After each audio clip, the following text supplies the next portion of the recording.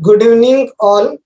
I, Dr. Dinesh Chavan, welcomes to all delegates for the invited talk.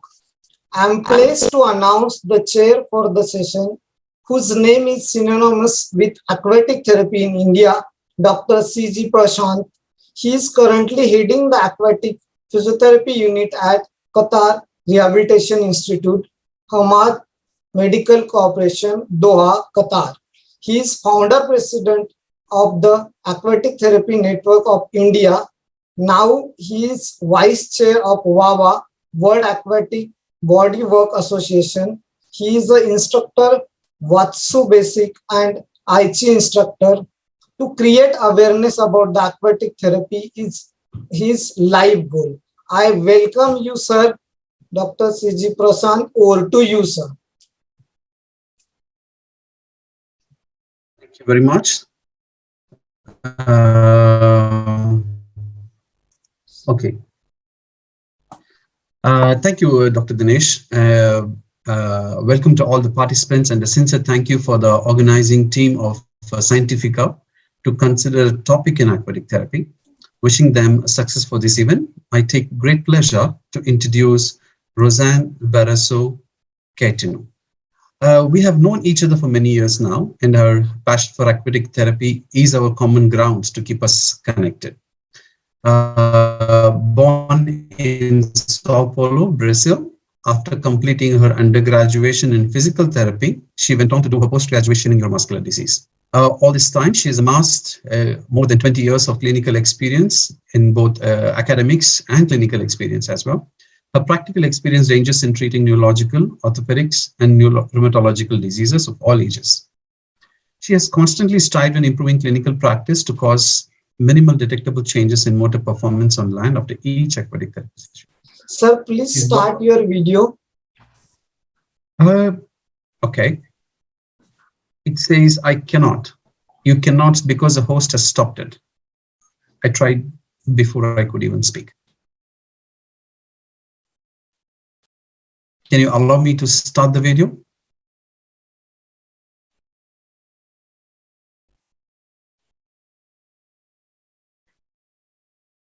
Hello, Dinesh. Yes, sir. Continue. It says you cannot start your video because the host has stopped it.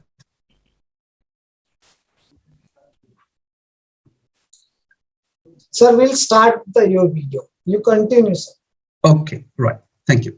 So she is working as an aquatic physiotherapist at Instituto Prado, and she's a member of board of Brazilian Association of Aquatic Physiotherapy, and she is a specialist in muscle disease and aquatic physiotherapy. She is a lecturer and a member of IATF, that is the International Aquatic Therapy Faculty, and recognized as an Halivic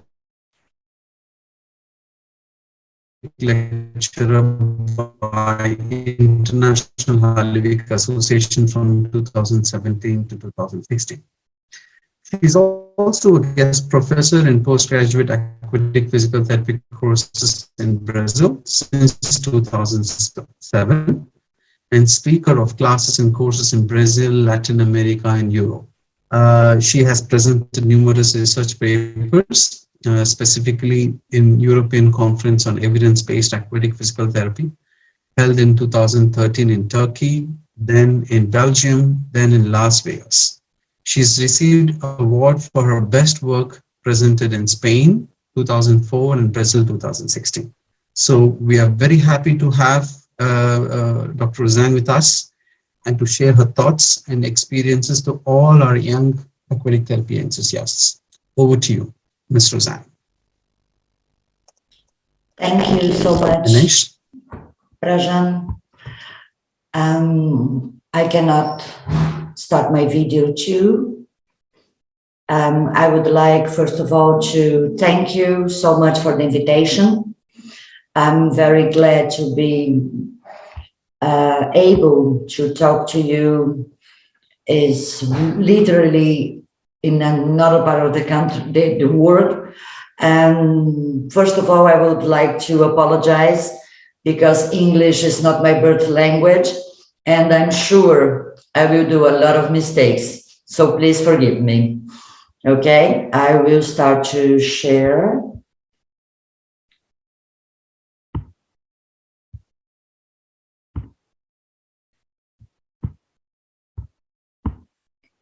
Oh, spoiler alert. Okay.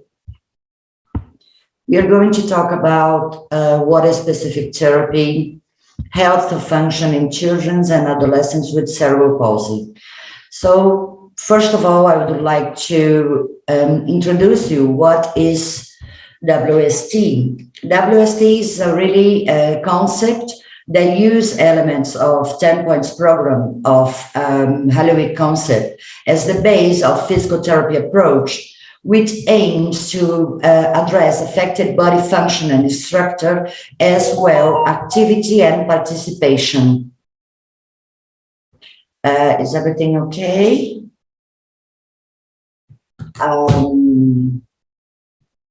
The aim is to develop and increase skills on land. We just use the water to facilitate this process, okay? I'm going to show you a video. I really like this video. I know it's an old one, but the goal of this video is just the treatment was one session. You see the pre and post of a child in one session of aquatic therapy, okay?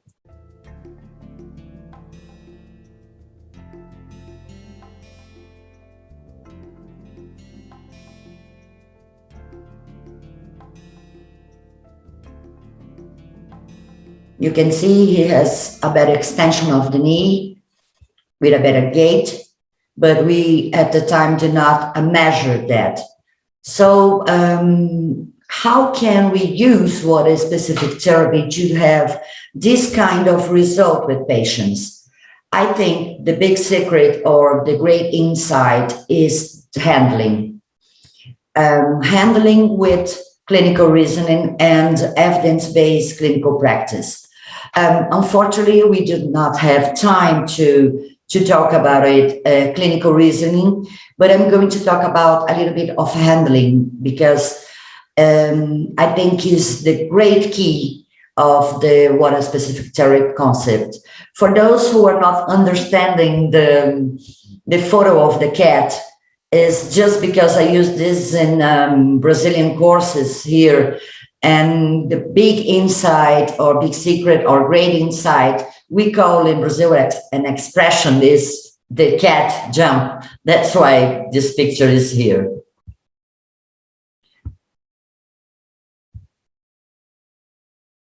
You are seeing my slide. Is everything okay? If not, just talk to me. I hope everything is good because I saw a message here. That's why I'm asking. Why I used to say that handling is really important because in the water we has no fixed point. So where is everything okay? Can I share? So when you hold a patient in the water, we use your hand as a fixed point. So the therapist must offer when necessary, because it's not all the time. Can you please expand the screen, make it full screen? Mine is full screen. You are not? We are not able to see the full screen. We see the slides on the left. Okay, sorry. Let's see. And now? Yes, thank you. Oh, great. Sorry about that. I was talking about that where the physical therapist must offer, when necessary, because it's not all the time, as many as fixed point as need, because you need to we need a good response of the patient and do not increase spasticity or compensation. And put our hands in the right position and think about alignment. You can see in this photo, I'm holding the child with support in the feet. I have to be careful, to be extremely cautious about the position, to not stress the knee and the ankle. So I'm used to use a lot GoPro, even to assess my handling. If it is correct, I advise for everyone to do something like that. And we need to put our hands in the right places too. For example, that child you saw in the video, in the pre and post, just with one session. My goal is to work with triceps, okay? Because I knew he had a surgery and do the strengthening of the triceps. So my idea was to activate the triceps during the treatment. So my hand is always in the forefoot, just for him to use the forefoot and activate the triceps for that. Okay, and then I get the desired response. And we call this disengagement in water-specific therapy. For those that are not okay, now I cannot pass the video. The slides, okay, now. For those who are not know the 10-point program, this is the 10-point program that EITF use. And we are not going to talk about all the programs because we unfortunately do not have time for it. But as you can see, disengagement is in all points because it's very important. And this points in blue is the one we use most for water-specific therapy. And we can use in health too. But if you want to increase movement in some types of patients, especially GMFCS 4 and 5, you need to use all the 10 points to do that. You can use both, okay? As you saw, the disengagement is a continuous process. And I really used to say that if you understand the concept of disengagement, you can do whatever you want with water-specific therapy. You can play a little bit with all the points and get the best result and the best potential of your patients. It means that you need to redraw visual support, manual support, and verbal command. The goal is always challenge the patient, motor control or cognition. If the patient is too comfortable, like in these two pictures, something is wrong. He is not working. So you need to use problem-solving approach. He needs to react to your handling. I really like this phrase of Helwig, help is only help if it's needed, because normally when you start to work in aquatic therapy, you hold too much, especially if he's a child, because we want to protect, we do not want to get the face in the water or the water too close to the mouth, too close to the water, but the therapist needs to disengagement. This is for real, because if you do so much support, he will not work, and you will be subestimation his own potential, okay? So always try to lower your hands. There are a lot of ways we can do that with support. I will show some videos about it, with fluid mechanics, with turbulence, metacentric effect, depth of the water, general mechanics, base of support, speed of movement. We need to work with endurance and strength with these patients. And we only get this if you do some amount of repetition each therapy. So we need to think about that too. You can see there is a lot of principles of clinical reasoning in that. We always use some topicals, equipment, clothing, changing therapists. I used to work with clothes with patients with ataxia or dyselectric patients, because when you get in with clothes, the clothes get wet and heavy. So they have more perception and sensation of the body, and sometimes a little bit less involuntary movement. Okay, here are some examples. In this first picture, I'm using the depth. Of course, I never start with the patient with like this. I start with the patient lower in the water, and when I feel in my hands that he's really weight bearing in my hands, I try to get up him a little bit as far as I can for him to get control. Not all the patients get too high, but I think we need to think about that, because if we want to transfer motor learning or activity or a task to the land, we need to put this patient a little high in the water. Here in the video, I will show you another example of using turbulent equipment and metacentric effect, because this is not heavy, it's not weight.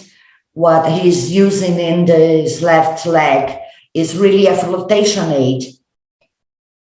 He is a diplegic patient, but more with more limited in the left side. And when I pass the video, you will see that he tried to react all the time with extension of the hand and wrist and balance, dynamic balance. That's what I want to him, because he was starting to walk, and you can see my hands are not at him, but I am ready if he need my hand. We need to trust the water because he has time to react. I was with a student and his father in the pool. Another principle that I like so much is work in or out the limit of stability. The concept of limit of stability is the same we use on land. So is the maximum amount of excursion an individual can intentionally cover in any direction without losing the balance or taking a step as strategy. And in the water, we used to use to the hand, like doing turbulence or sculling to cheat and find to get a real balance. So we need to, when a patient do this, what he's saying to us, I am trying to find a fixed point to use the protection of the hand strategy, but I cannot because I do not have the fixed point in the water. So they keep moving, and this turbulence help to control the movement. Here is an example of that. I will use sagittal rotation to dislocate the patient, and you will see that he will be in control anytime. He's still playing, clap the hands. But when I add a little bit of sagittal rotation, he starts to moving the hands and increase the movements of the legs. And if I just come back a little bit, he will be in control again. So you need to decide where, when do you want to work in or out the limit of stability of the patient. I usually work out if I want a step strategy or the patient to respond with any movement or any muscular activation that I did not see in any other situation is when, but this handle is really tricky because the patient has to be stable, unstable enough to get a reaction without increase the tone or spasticity or have a compensation. And if the patient is stable enough, he will not react. So it's really tricky. Here another example. You already saw him. Let me lower down the volume. You saw the with small amplitudes in all the direction, she responds with extension of the hands and wrists. But if she gets too far or make it too difficult, she will just flex the elbow, increase the spasticity, and this is what we do not want. I would just see she was starting to get a fixation, and then she stopped to get a better result. I would just pass to, and even with this kind of amplitude of movement, she get dorsiflexion reaction with the feet. That was very nice because she was hemiplegic patients. Okay. One nice thing in the water is that you have time to react. And that's why it's good for fall prevention, because it's a safe environment. But not all our patients has time to react. So sometimes you need to use your hand to slow the movement down when he was falling, to try to get more time, and then the patient reacts.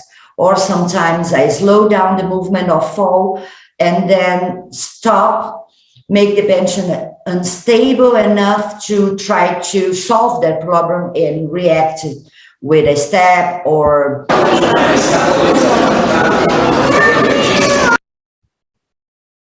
So I slow down the fall and then she reacts with a step strategy, the same thing. We need to be patient sometimes to wait for the child to get the response like this. She wasn't unstable, and then I wait for her to react. I really like these old videos because was that these children that really teach me how to do this. Here is the trick, because if the patient is comfortable enough, he will not use the feet. He was using my hand to support. And I do not want that. I want him to react and try to get a balance, a step strategy, or to control the standing position and get back to standing again. If I'm speaking too fast, please let me know, because I really talk too much and I'm worried about the time. We know in the last 2 decades, there was a great change on intervention model of pediatric rehabilitation to disability-based, to activity-based, or participation.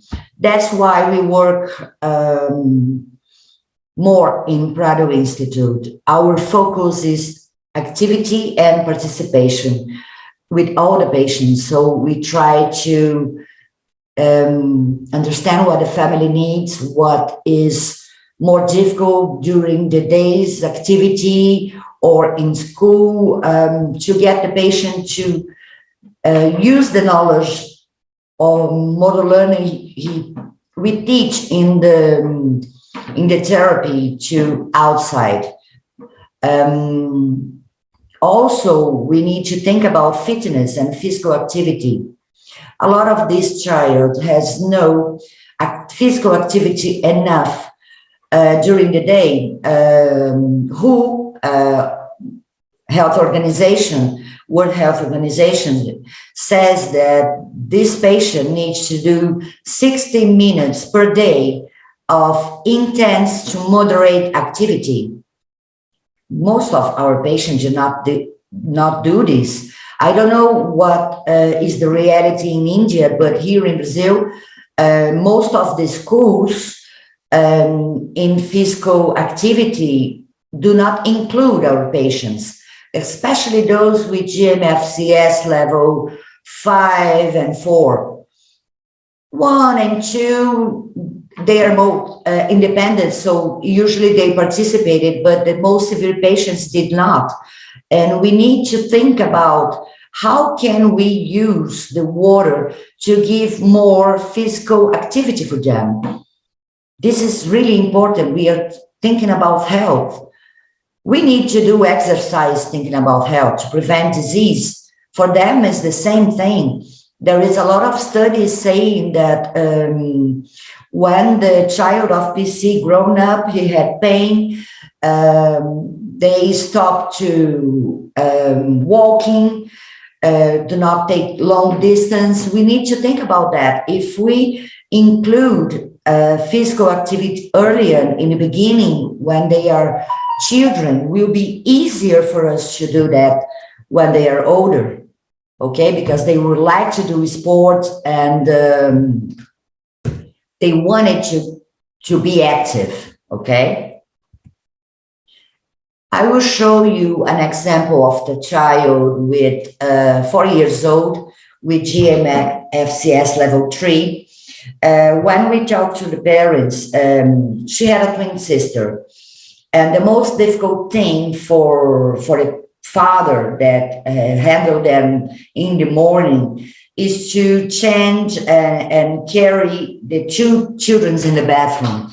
So they asked us that she would be able to keep standing position in the bathroom, holding with one hand, but be able to reach for a toothbrush or a hairbrush.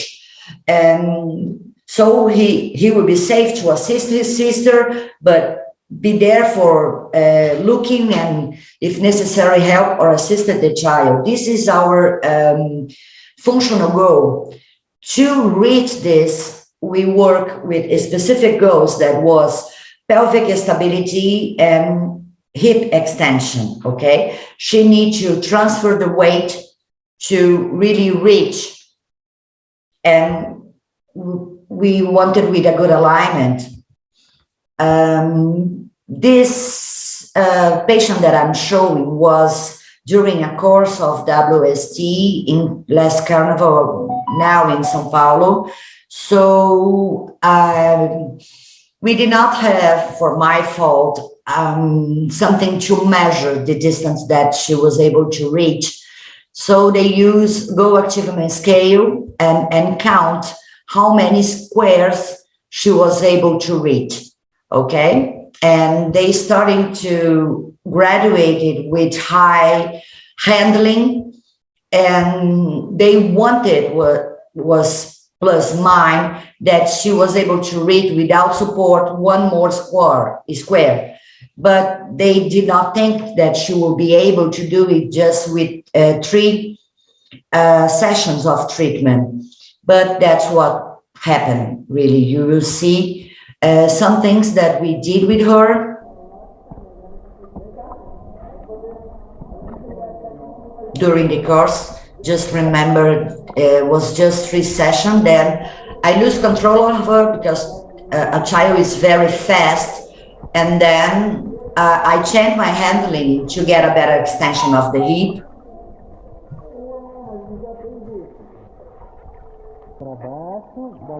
This is a way to active extension with small amplitude, but the video was too fast.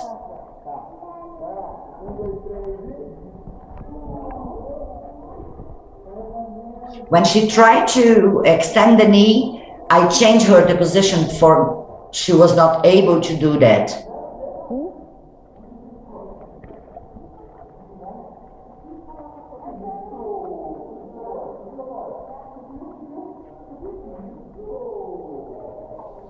We use a lot of handling to activate tension and pelvic stability. And then in the end, we did the activity or the task that they want to reach something.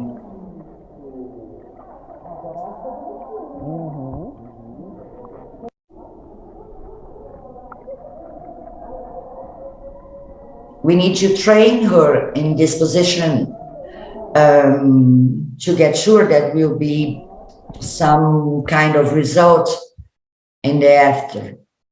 Let me, I will take off the sound. Here's the pre-test. You can see the therapist holding her. She used a lot of extension to do that. Her head was not a good alignment. And she reached in the 5 square. Here in post-test,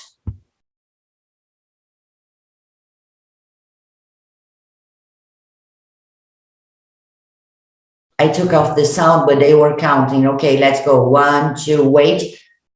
3. She reached 1 more square with a better alignment, better transfer weight. She did a rotation of the trunk. I will show again. But we did not use a standard measure to do this. That's why we use Go Achievement Scale.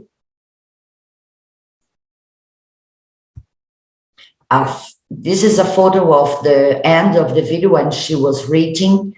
You can see the difference of alignment, position of the head, transfer weight that she's doing in the end.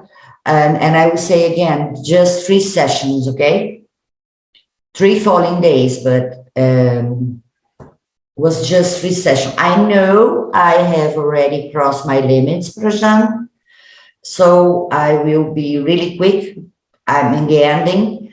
As I said before, we need to think about physical activity in this patient. We know that exercise induces a lot of adaptations in the brain. This is already common knowledge outside of the water. But in the water, we know that we induce greater cerebral vascular health benefits than on land. So we need to think about this and use the water to do this. And Javier, in this week, have a class that I saw with Prajan organized it. And he said that his idea for people with reduced capacities that limited physiologic exertion induced by exercise. So it's necessary to stimulate these adaptations, especially in GMFCS level 4 and 5. But we need to work with intensity. We need to try to, they have intensity to moderate to vigorous intensity. Otherwise, we will not have this kind of results. I'm ending, Rosane, I'm sure. This is an example of GMFCS level 3 that she was make a tour with a school in the shopping center, and she was walking with a roller and she got so exhausted and she could not go with his colleagues and friends because she has not endurance for that. So we start to use a different training for her. And she did this for almost 1 minute. And in the end, I will put it in the end and slow the volume. Oh, she said in the end that this is kind of athlete training because she was tired. She asked for drinking some water. We need to push these patients to this kind of level of activity. Here is an example of the patient that is GMFCS level 4, that he is 16 years old. You can see he has a huge spine deformity. And the only thing he does is sitting, but with hand support, and roll in the bed and help to transfer to the chair, to the bed, or to a sofa or something like that.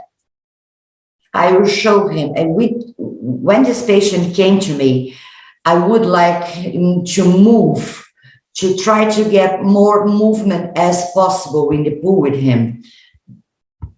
Devagar. I will to crack the volume. And in the same session, in the first session, he was able to, I could not say this is walking. I say this is a vertical dislocation. He will be able to walk almost practically alone in the first session. So I use the 10 points program to increase his independence in the water for me to be able to work with him more intensity later. And sometimes we think that this kind of patient would not be able to do things like that.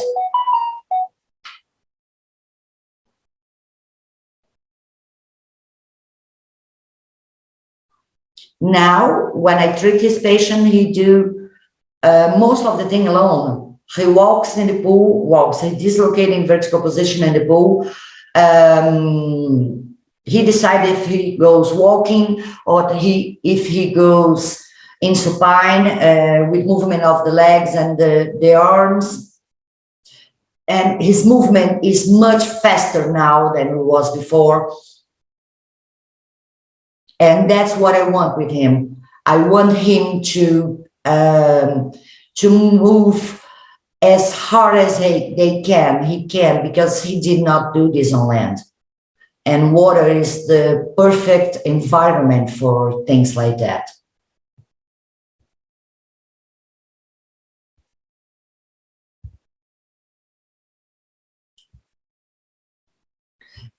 He asked me, now, can I... And when he stopped, he asked me, can I rest a little bit? Is this kind of response that I want in this kind of patients? So thank you so much. I'm sorry if I took too fast or too long. And that was a wonderful presentation, and really enjoyed the whole case presentations that you brought in. I think you struck a very fine balance, handling a simple case with a simple problem to a case that has complex problem, and emphasizing the factor movement is very essential. That was really very wonderfully explained. And I think you also highlighted what is important to be doing in the water, because water can definitely be relaxing. And this is not something we want our patients to do it, because, you know, it's a heated pool and they want to come in the pool and they feel nice, but we don't want them to be there. We want them to be uncomfortable, right? We want them to make them feel uneasy and them to react and to keep them moving, keep them challenged. At the end of the session, maybe they should be really feeling it like, oh, this was a session that they really actively participated. And I think in all the pictures and in your all the points, you emphasize that wonderfully. I really appreciate that. Thank you so much.